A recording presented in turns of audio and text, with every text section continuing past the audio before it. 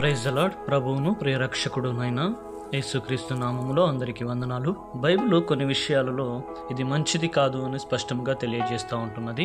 ఆ విషయాల నుంచి ఒక 5 విషయాలను మీ ముందుంచాలని ఆశపడుతూ ఉంటున్నాను. శ్రద్ధగా ఆలకించండి. మొదటగా ఆదికాండము 2వ అధ్యాయం 18వ వచనంలో, మరియు దేవుడైన యెహోవా నరుడు ఒంటరిగా ఉండుట మంచిది కాదు, వానికి సాటి అయిన సహాయము వాని కొరకు చేయుదుననుకొనెను. ఇక్కడ గమనించినట్లయితే మనిషి ఒంటరిగా ఉండుట మేలు కాదు అని చెప్పేసి బైబిల్ లేఖనాలు సెలవిస్తూ ఉంటున్నాయి. అనగా మనిషి అవసరాన్ని దేవుడే గుర్తించాడు. ఈ వచనంలో మొదట దేవుడే అన్నాడు, మనిషి ఒంటరిగా ఉండుట మేలు కాదు. దీనివల్ల మనకు తెలుస్తున్న విషయం ఏంటి అంటే, మనిషి అవసరాలను ముందుగా దేవుడే గమనిస్తాడు. మనిషిలో ఉన్న సహవాసం అవసరం దేవుడు సృష్టించిన సహజ లక్షణం. తగిన సహాయకురాలు అంటే కేవలం పని మనిషి కాదు. హిబ్రీ భాషలో ఎజర్ కెనెగ్దో అనే పదానికి అర్థం సహచరురాలు, సమానమైనది, పూర్తి చేసే వ్యక్తి. అంటే ఆడవారిని ఆదాము యొక్క లోపాలను పూరించడానికి అతనితో పాటు నడిచే భాగస్వామిగా దేవుడు సృష్టించాడు. ఇది గౌరవం, సమానత మరియు సహకారం చూపిస్తుంది. కుటుంబం మరియు సంబంధాల దేవుని ప్రణాళిక. ఈ వచనం ద్వారా కుటుంబ స్థాపన దేవుని ఆలోచన అని తెలుస్తుంది. మనిషి ఒంటరిగా ఉండకుండా బాధ్యతలు, ప్రేమ, సహాయం, ఆనందం పంచుకోవడానికి దేవుడు వివాహాన్ని ఏర్పరిచాడు. రెండవదిగా చూస్తున్నట్లయితే సామెతల గ్రంథం 19వ అధ్యాయము 2వ వచనం ప్రకారము, ఒకడు తెలివి లేకుండుట మంచిది కాదు, తొందరపడి నడుచువాడు దారి తప్పిపోవును, ఒకని మూర్ఖత వాని ప్రవర్తనను తారుమారు చేయును. అనగా జ్ఞానం లేకపోవటం మనుష్యునికే మేలు కాదు. త్వరగా పాదం వేసేవాడు, త్వరగా అడుగు వేసేవాడు తప్పిపోతాడు అని బైబిల్ లేఖనాలు సెలవిస్తూ ఉంటున్నాయి. ఈ వచనాన్ని మనం ఆలోచన చేసినట్లయితే జ్ఞానము లేకుండా చేసే పనులు నష్టానికి దారితీస్తాయి. ఇక్కడ జ్ఞానం అంటే దేవుని భయంతో కూడిన వివేచన, ఆలోచన, సరిగా నిర్ణయం తీసుకునే సామర్థ్యం. దేవుని జ్ఞానము లేకుండా తీసుకునే నిర్ణయాలు జీవితంలో నిలకడగా ఉండవు, చివరికి సమస్యలను తెస్తాయి. తొందరపాటు ప్రమాదకరం. త్వరగా పాదం వేసేవాడు తప్పిపోతాడు అంటే ఆలోచించకుండా వేసే నిర్ణయాలు తప్పుదోవకు తీసుకెళ్తాయి. తొందరపాటు భావోద్వేగంతో చేసే చర్యలు తప్పులకు కారణమవుతాయి. దేవుని వాక్యము మనలను నడిపించాలి, ఆలోచన లేకుండా ముందుకు దూకకూడదు. దేవుని జ్ఞానముతో చేసే నిర్ణయాలు రక్షణను, ఆశీర్వాదాన్ని ఇస్తాయి. ఈ వచనంలో దేవుడు మనకు ఇచ్చే పాఠం ఏంది అంటే, నిర్ణయాలలో ప్రార్థన, దేవుని సలహా, ఆలోచన, జాగ్రత్తగా వీటితో ముందుకు సాగితే మనము తప్పిపోము. మూడవదిగా చూస్తున్నట్లయితే సామెతల గ్రంథము 25వ అధ్యాయం 27వ వచనము, తేనె నధికముగా త్రాగుట మంచిది కాదు, తేనె ఎక్కువ తినుట మంచిది కాదు అని బైబిల్ లేఖనాలు సెలవిస్తూ ఉంటున్నాయి. ఈ వచనాన్ని కాస్త వివరంగా చూస్తున్నట్లయితే, తేనె ఎక్కువగా తినుట అధిక అపాయకరం. తేనె మధురమైనదే, కానీ ఎక్కువగా తింటే సమస్య అవుతుంది అని బైబిల్ చెప్తుంటుంది. మంచి విషయాలు కూడా మితిమీరితే హాని చేస్తాయి. ఏదైనా విషయాన్ని ఎక్కువగా కోరుకోవడం జ్ఞానమైనది కాదు. తన మహిమ అన్వేషించుట స్వీయ ప్రచారం.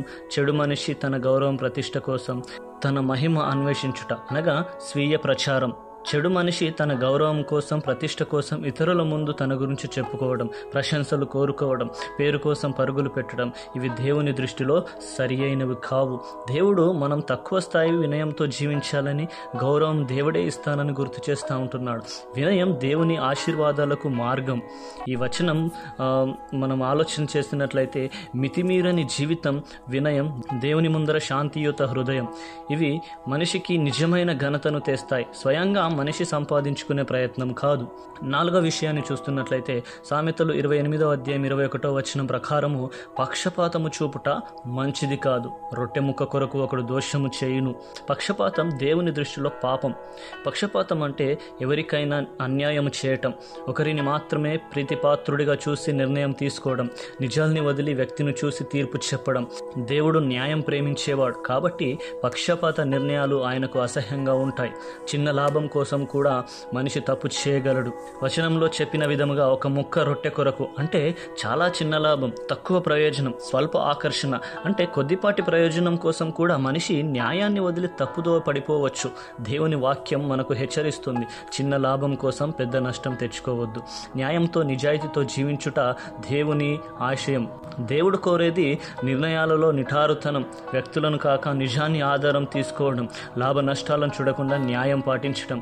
ఈ విధంగా మనం ఉంటే దేవుని కృప మన జీవితంలో నిలకడగా ఉంటుంది. చివరగా 5వ విషయాన్ని మనం గమనించినట్లయితే కొరింథీయులకు రాసిన మొదటి పత్రిక 5వ అధ్యాయం 6వ వచనంలో మీరు అతిశయపడుట మంచిది కాదు అని బైబిల్ లేఖనాలు సెలవిస్తూ ఉంటున్నాయి.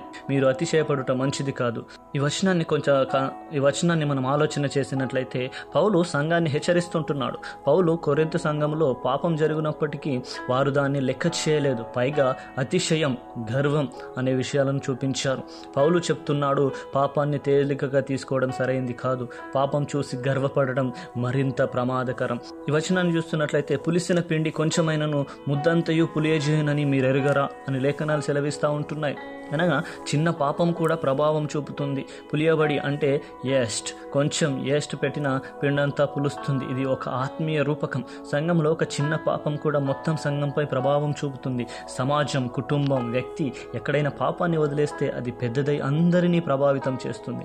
పాపాన్ని సరైన సమయంలో ఎదుర్కోవాలి. పౌలు బోధిస్తుంటున్నాడు ఏంటంటే పాపాన్ని దాచిపెట్టకూడదు, దాన్ని సహించకూడదు.